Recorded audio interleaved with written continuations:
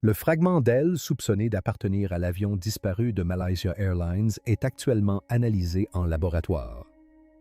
Les autorités sont de plus en plus convaincues qu'il s'agit d'une pièce de l'appareil disparu il y a 16 mois. Dans la nuit du 8 mars 2014, un avion de Malaysia Airlines transportant 239 personnes a disparu sans laisser de traces. Aucun appel de détresse, aucune épave, rien, juste le silence. Pendant plus de 10 ans, des experts ont dépensé plus de 200 millions de dollars pour sonder les fonds marins en vain. Mais aujourd'hui, un ingénieur britannique à la retraite, Richard Godfrey, affirme avoir décrypté le code grâce à des signaux radio faibles, presque imperceptibles, que personne d'autre n'avait pensé à vérifier. Certains scientifiques jugent cela impossible. D'autres sont stupéfaits. S'il a raison, nous saurons enfin où se trouve le vol MH370. Alors, qu'a-t-il découvert? Cette nouvelle méthode résistera-t-elle à l'épreuve du temps? Et l'épave est-elle vraiment là? Analysons la situation. La nuit où l'avion a disparu. Vous connaissez peut-être l'histoire du vol MH370, ou du moins vous le croyez. Un avion décolle, disparaît dans la nuit, et puis plus rien. Mais en réalité, la version que la plupart d'entre nous avons en tête est loin d'être exhaustive. Ce qui s'est réellement passé cette nuit-là est bien plus complexe, bien plus glaçant et honnêtement, cela soulève plus de questions que de réponses. Revenons en arrière. C'était le 8 mars 2014. Le vol MH370 de Malaysia Airlines, un Boeing 777, a décollé de Kuala Lumpur peu après minuit à 0h41 précisément. L'avion était plein à craquer, avec 239 personnes à bord, voyageurs d'affaires, touristes et familles entières, à destination de Pékin. Pendant la première demi-heure environ, tout semblait parfaitement normal. Une montée en douceur, des échanges habituels avec le contrôle aérien, rien d'alarmant. Puis, les dernières paroles jamais entendues du cockpit ont retenti. À 1h19, le contrôleur de Malaysia Airlines leur a demandé de se signaler auprès du Vietnam à l'approche d'un nouvel espace aérien. La réponse du pilote. Toujours aussi calme. Bonne nuit, Malaysian 370. 2 minutes plus tard, à 0h21, le transpondeur de l'avion s'est éteint. C'est l'appareil qui communique au contrôleur aérien l'identifiant, l'altitude et la vitesse de l'avion. Autrement dit, ce qui le rend visible sur les radars civils. Soudain, il a disparu. On aurait dit que l'avion s'était volatilisé. Mais voici le premier rebondissement. Et c'est un signal important. L'avion n'avait pas disparu. Pas encore. Alors que les radars civils l'avaient perdu de vue, les radars militaires malaisiens, qui fonctionnent différemment, un peu comme si le faisceau d'une lampe torche se réfléchissait sur un objet, continuaient de capter un signal. Un écho non identifié est apparu et les enquêteurs ont déclaré plus tard. Oui, il s'agissait très probablement du vol MH370. L'avion ne suivait plus du tout sa trajectoire. Il avait brusquement viré à gauche. Pas une dérive, pas un balancement, un virage délibéré et maîtrisé. Au lieu de se diriger vers le nord-est, en direction de Pékin, il a fait demi-tour vers l'ouest, survolant la péninsule malaise, juste au-dessus de son propre territoire. L'avion a ensuite poursuivi sa route, filant vers la mer d'Andaman. Les radars militaires l'ont suivi pendant 1 heure, jusqu'à 2h22 du matin, heure à laquelle il a disparu des écrans au nord-ouest de l'île de Paneang. Après cela, plus rien. Imaginez-vous dans cette salle radar, observant le point lumineux que vous savez être celui d'un avion de ligne. Disparu des radars. Aucun appel de détresse, aucun code transpondeur, aucune explication, juste disparu. Mais c'est là que les choses deviennent encore plus étranges. Car même si l'avion ne communiquait plus avec le contrôle aérien, il continuait d'émettre des signaux dans l'espace. Le système satellite de l'appareil, l'unité de données satellite, s'était discrètement reconnecté à un satellite Inmarat en orbite au-dessus de l'océan Indien. Ce système n'était pas destiné au suivi des avions. Il s'agissait simplement d'une prise de contact de maintenance, une sorte de confirmation de présence. Mais ces signaux fantomatiques se sont avérés être les seuls indices concrets de la trajectoire du MH370 pendant les 6 heures suivantes. Il y a eu 7 de ces signaux au total, et sans boîte noire, sans radar, sans communication radio, ces 7 échanges de messages sont devenus les miettes de pain auxquelles les enquêteurs se sont accrochés. À partir de 2 données clés, le décalage temporel de la rafale, soit le délai du trajet aller-retour du signal, et le décalage de fréquence de la rafale, un léger décalage Doppler, les ingénieurs ont tenté de reconstituer le parcours de l'avion. Ils ont alors découvert des arcs, d'immenses arcs s'étendant à travers la planète. L'une des trajectoires pointait vers le nord, à travers l'Asie, l'autre plongeait vers le sud, dans l'immensité de l'océan Indien. La route du nord fut rapidement écartée. Trop de radars, trop de forces militaires surveillaient le ciel. Quelqu'un aurait forcément remarqué un Boeing défectueux et toute l'attention s'est donc portée sur le sud. Cela nous a mené à ce que nous appelons aujourd'hui la 7e arche, le dernier trait tracé à 8h19, heure à laquelle le dernier signal a été reçu. Selon les calculs, c'est à ce moment-là que le vol MH370 a très probablement épuisé son carburant, dérivant quelque part le long de cette courbe solitaire de l'océan Indien. Ainsi débuta l'une des recherches les plus vastes et les plus coûteuses de l'histoire de l'aviation. Des dizaines de navires, d'avions et, plus tard, de drones sous-marins ont ratissé une zone de 120 km² de fond marin. À titre de comparaison, cela équivaut à peu près à la superficie de la Pennsylvanie. Ils ont consacré des années et des centaines de millions de dollars à sonder le fond de l'océan avec des sonars. Et qu'ont-ils trouvé? Rien. Enfin, pas tout à fait rien. Au fil du temps, quelques débris ont été retrouvés sur les plages.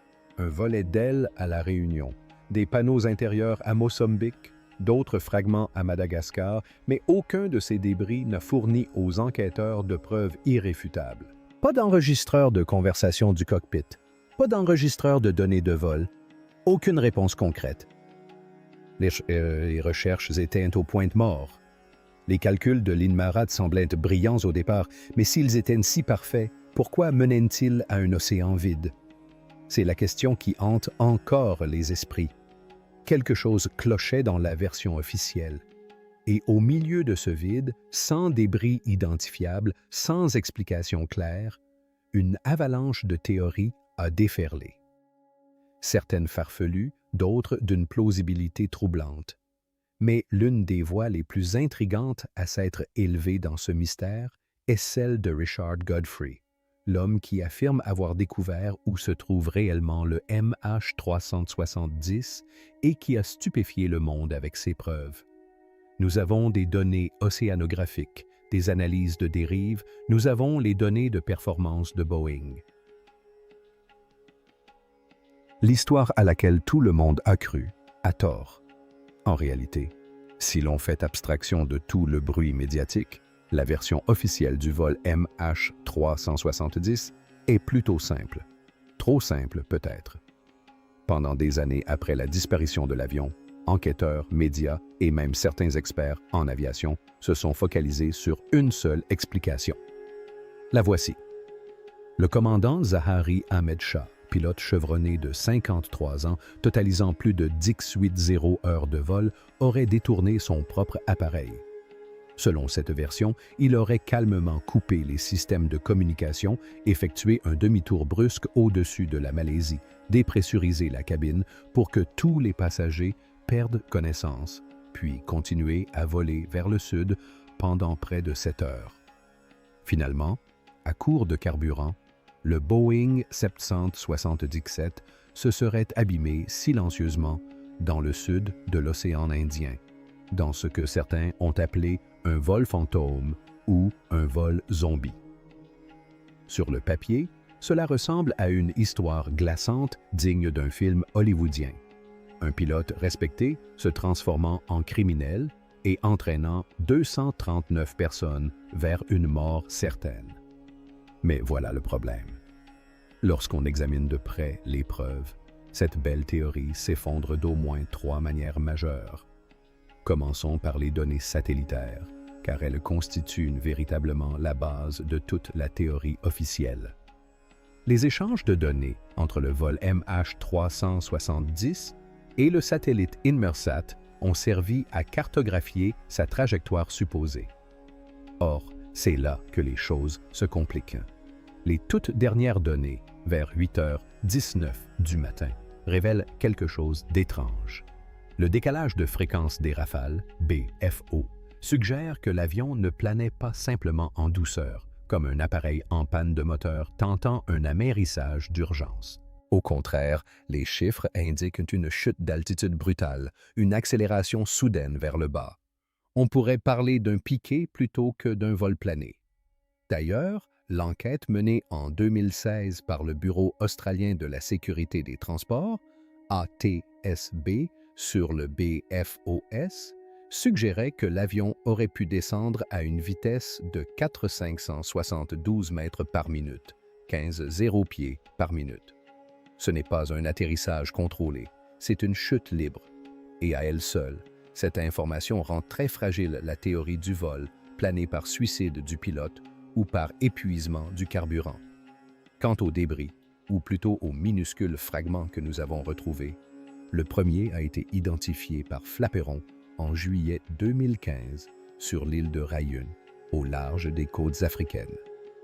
Depuis, une trentaine d'autres fragments, certains confirmés, d'autres très probablement, ont été récupérés sur les plages de Madagascar, du Mozambique, de Tanzanie, de l'île Maurice et d'Afrique du Sud.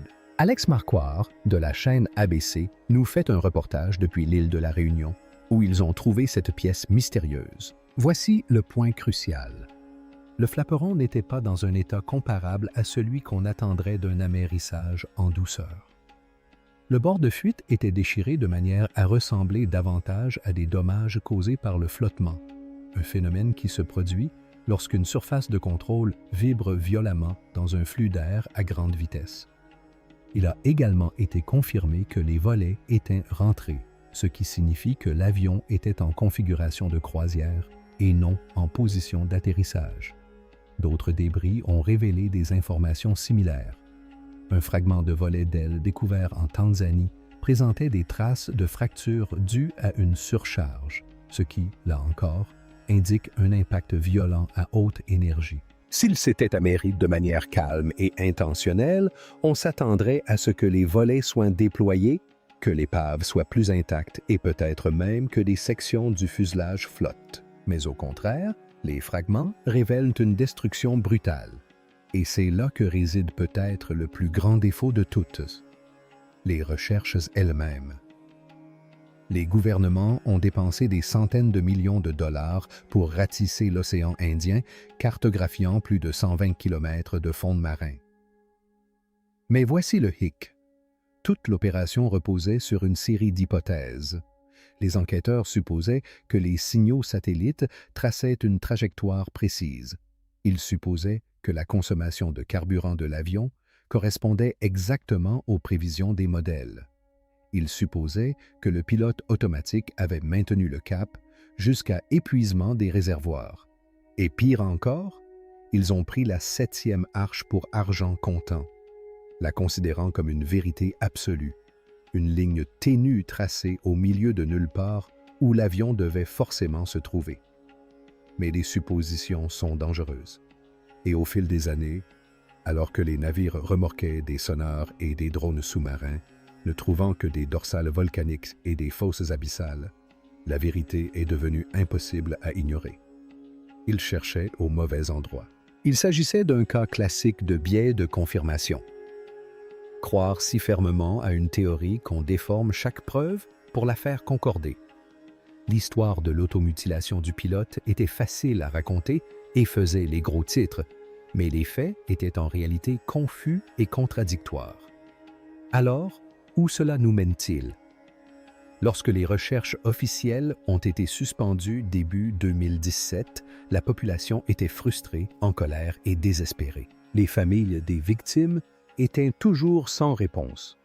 Les experts en aviation avouaient leur perplexité et le public se retrouvait face à une histoire incohérente. Si l'explication plausible concernant le capitaine Zahari était erronée, quelle était la bonne explication? Les données satellitaires avaient-elles pu être mal interprétées? L'épave pouvait-elle indiquer un accident d'une toute autre nature? Ou existait-il une autre méthode, une technologie négligée qui aurait permis de suivre le vol MH370 avec une précision supérieure à tout ce que les équipes de recherche officielles avaient tenté? C'est là qu'intervient Richard Godfrey, un ingénieur aérospatial britannique à la retraite, passionné d'énigmes, qui décida d'adopter une approche radicalement différente. Alors que les gouvernements restaient scrutant les signaux satellites, Godfrey posait une question que personne d'autre n'avait osé poser. Et sa réponse allait bouleverser tout ce que nous pensions savoir sur le vol MH370. L'idée, qui paraît saugrenue, de Richard Godfrey n'est peut-être pas si farfelue. 2 ans après que l'on eut renoncé à retrouver le vol MH370, un septuagénaire, assis tranquillement dans son bureau, se posait une question si étrange qu'elle ressemblait au début d'une mauvaise plaisanterie. Et si l'on pouvait localiser un avion disparu? Non pas grâce à des satellites, ni à des radars, ni même à des technologies militaires, mais grâce à des radioamateurs bricolant dans leur garage. C'est le genre de questions que Richard Godfrey, un ingénieur aérospatial britannique à la retraite, a commencé à se poser environ 2 ans après la disparition. Des preuves crédibles ont été fournies et les recherches vont reprendre. Alors que les gouvernements dépensaient des millions dans des recherches qui ne révélaient rien d'autre que des océans vides, Godfrey n'était pas satisfait. Il avait consacré sa vie à résoudre des problèmes d'ingénierie, et celui-ci était le plus complexe qu'il ait jamais rencontré. Il se plongea donc dans une technologie dont presque personne, en dehors du milieu radioamateur, n'avait entendu parler. Le WSPR. Le SPR, ou rapporteur de propagation de signaux faibles, est un système étrange, inventé dans les années 2000. Concrètement, des milliers de radioamateurs du monde entier émettent de minuscules signaux radio presque inaudibles toutes les quelques minutes. Ces signaux sont extrêmement faibles, souvent inférieurs à 1 watt, soit la puissance d'une veilleuse, mais ils peuvent se réfléchir sur l'ionosphère et parcourir des milliers de kilomètres. Imaginez WSPR comme une immense toile d'araignée qui fait le tour du globe. Chaque fil représente un de ces faibles signaux qui circulent entre 2 stations. La plupart du temps, ce système aide simplement les radioamateurs à déterminer la portée de leurs signaux. Mais Godfrey a fait une découverte importante. Si un gros avion traverse l'un de ses fils, il provoque une perturbation. Cela peut paraître anodin, une légère baisse de la puissance du signal ou un léger décalage de fréquence, parfois inférieur à une décélération. Mais ces perturbations sont systématiquement enregistrées dans une base de données en ligne appelée WSPR-Net. Et cette base de données est immense. Des années de données, des milliards de petites tweets provenant de radios du monde entier.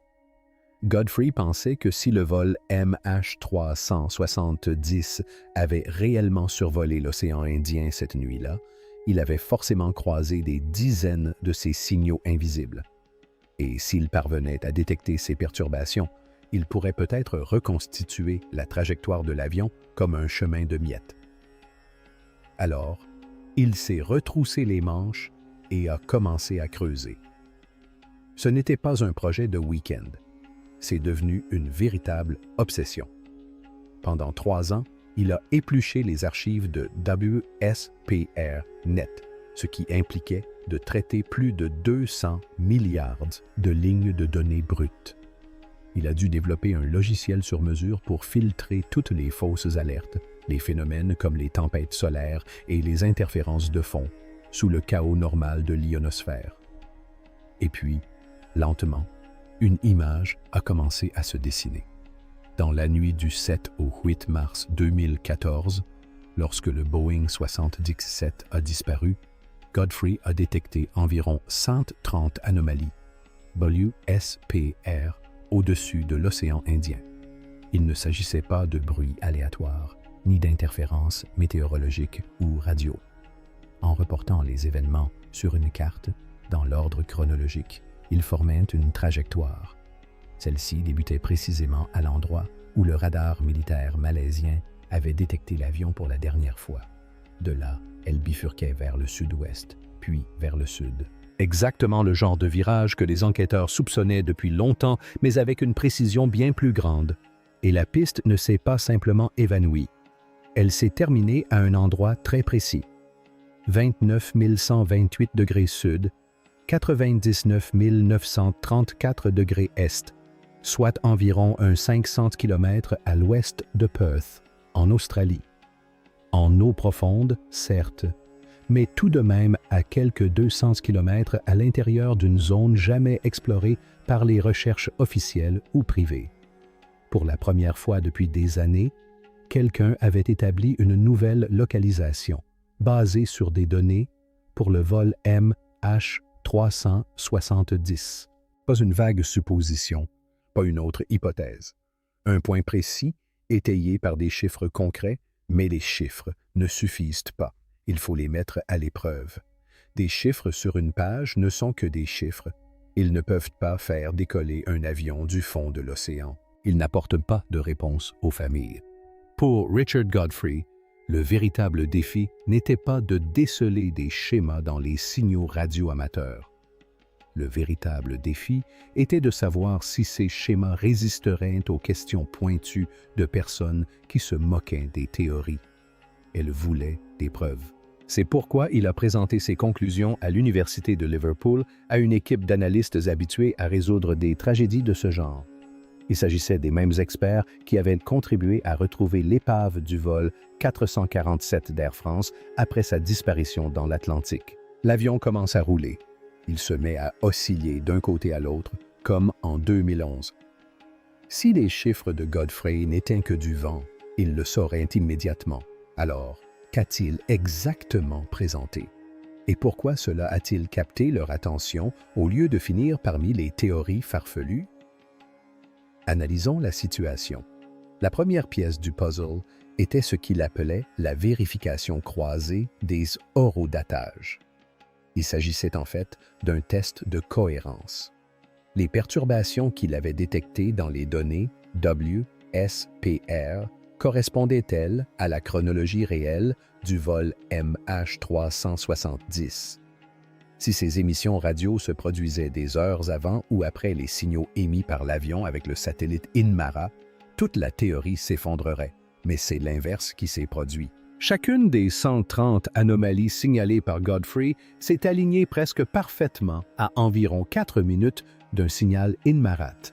Ce n'est pas une simple coïncidence, c'est un schéma récurrent. Et lorsque les enquêteurs ont cherché d'autres explications, comme la présence d'un autre Boeing 77 dans le même espace aérien ou d'un avion cargo de passage, rien ne correspondait. Aucun autre avion ne se trouvait dans ce ciel. Aucun autre avion n'aurait pu provoquer ces perturbations. Le seul candidat restant était le vol MH370. Vint ensuite la géométrie du signal.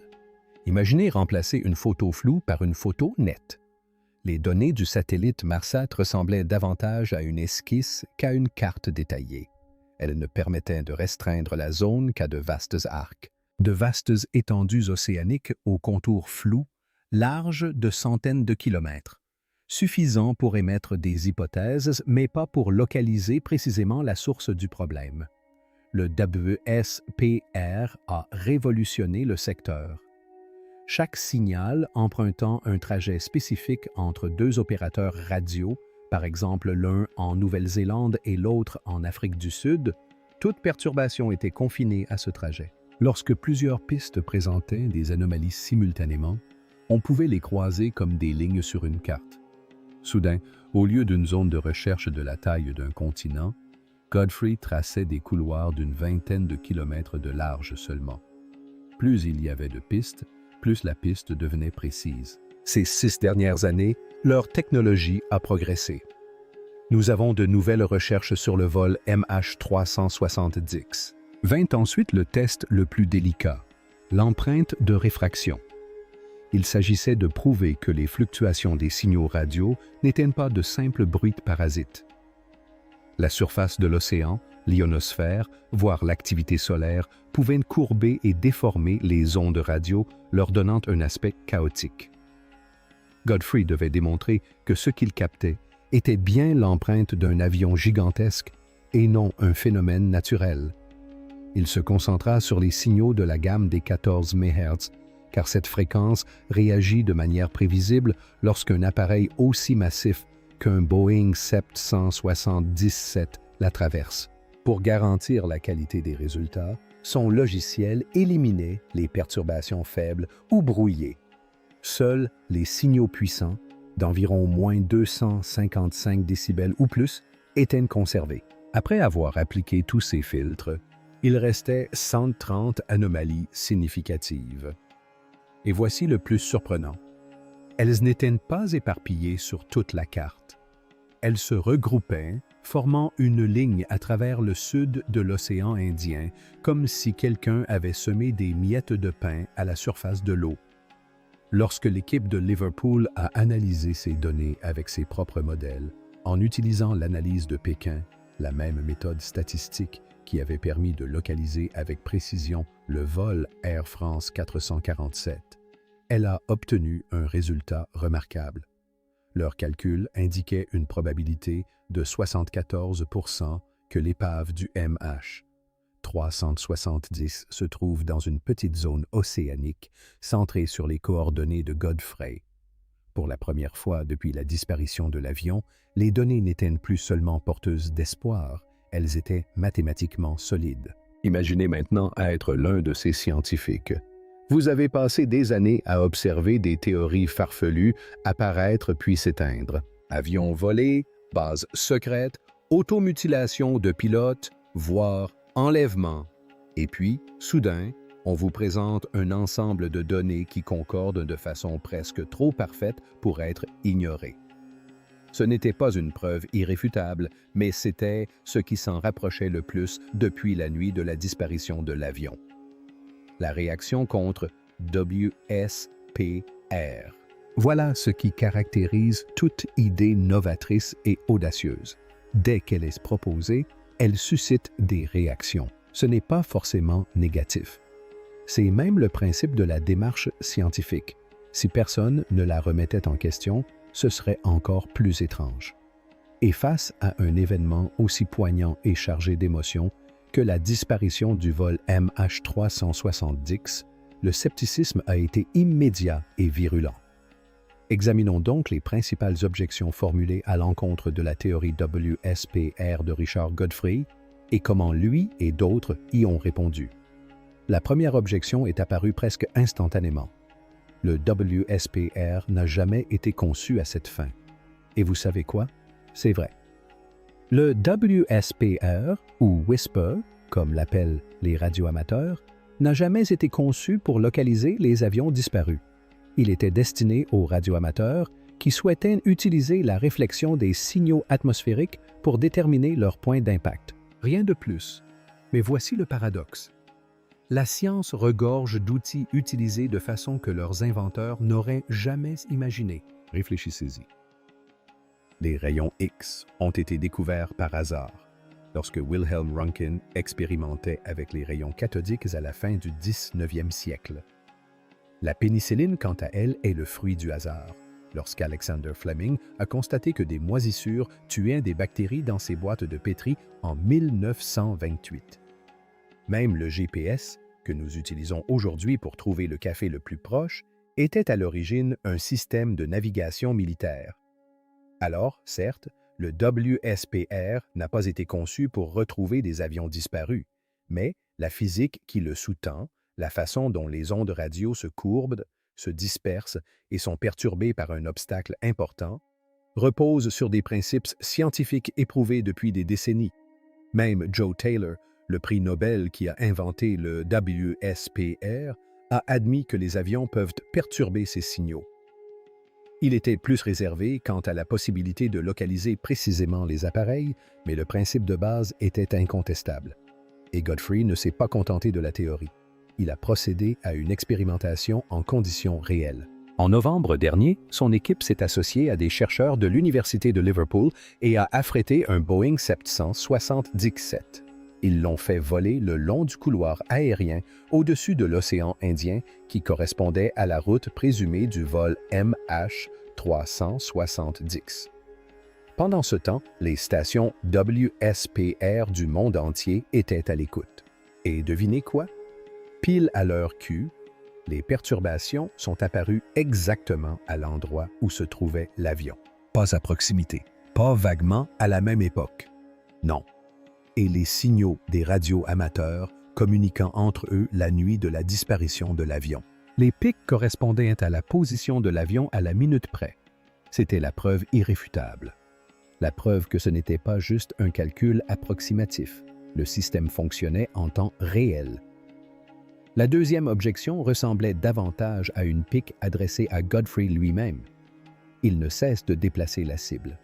Et là encore, à première vue, c'est vrai. Ses premiers calculs, il y a des années, indiquaient un site de crash plus proche de 33 degrés sud.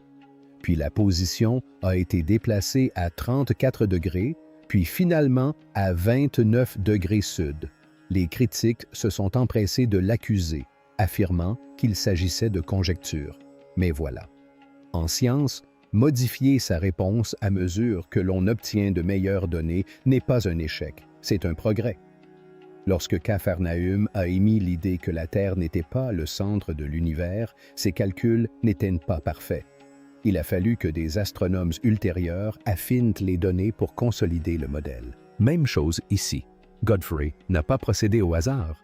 Chaque modification a été rendue possible par l'arrivée de nouvelles données WSPR et par l'amélioration des algorithmes d'analyse. Au fil du temps, la zone d'incertitude s'est réduite. Et voici le plus étonnant.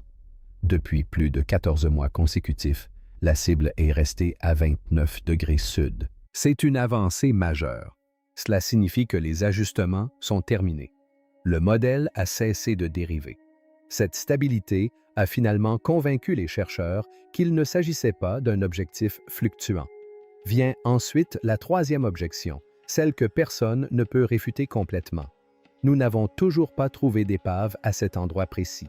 C'est un argument valable. Tant que personne ne remonte une aile ou une boîte noire du fond marin, tout cela reste de la théorie. Mais inversons la perspective. Au lieu de partir de la théorie, partons des débris que nous avons déjà.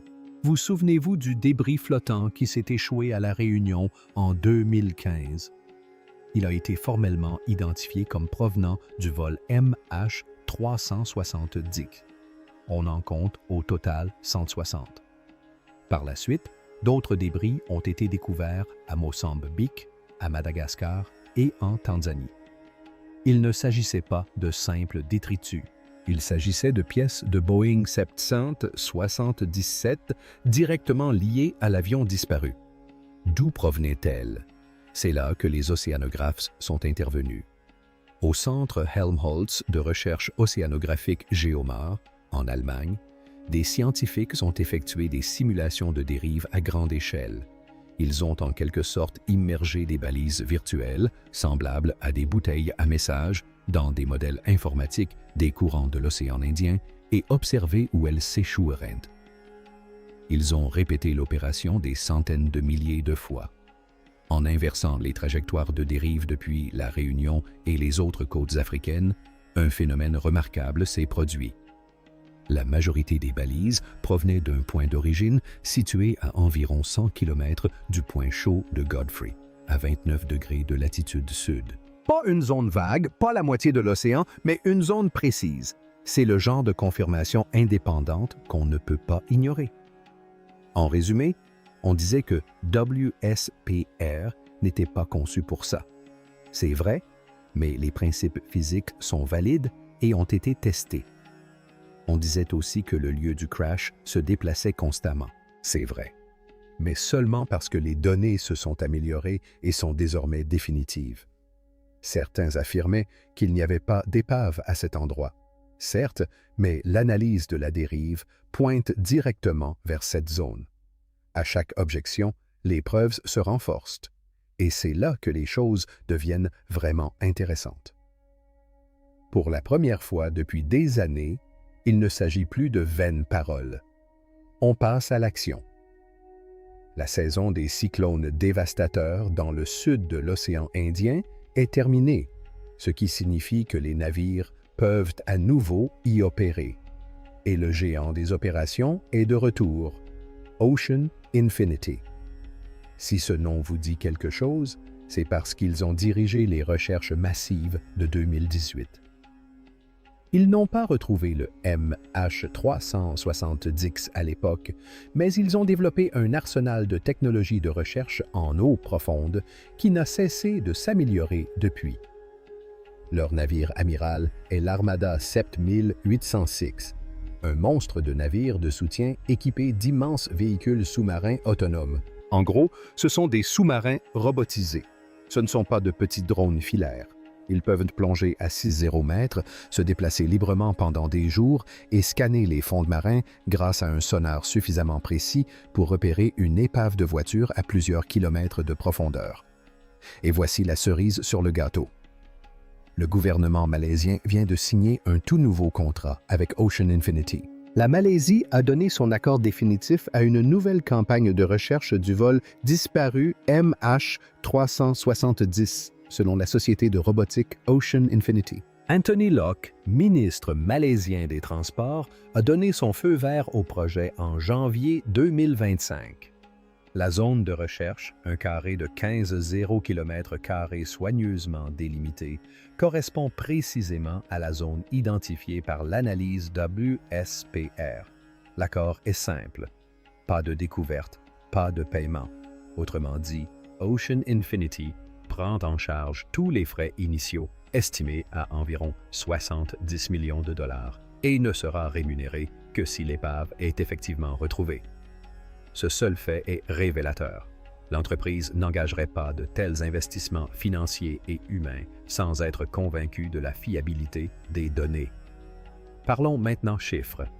Un seul AUV Hugin peut couvrir environ 500 km par jour, naviguant lentement à 3 nœuds tout en scrutant les fonds marins, tandis qu'une flotte entière opère 24 heures sur 24.